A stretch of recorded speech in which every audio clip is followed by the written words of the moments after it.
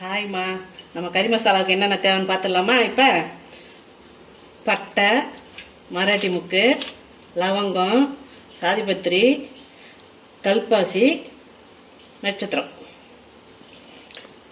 கொத்தமல்லி. இப்போ வறுக்க ஆரம்பிச்சிடலாமா?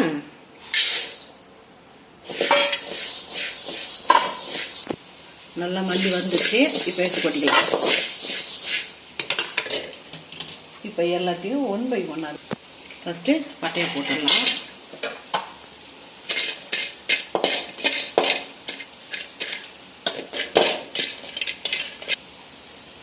அடுத்தது மராட்டி போட்டுடலாம். அடுத்தது ஸ்டார் போட்டுடலாம். அடுத்தது சாதிபத்திரி போட்டுடலாம். அடுத்தது கல்பாசி போட்டுடலாம். அடுத்தது லவங்கம், ஏலக்காயை போட்டுக்கலாம்.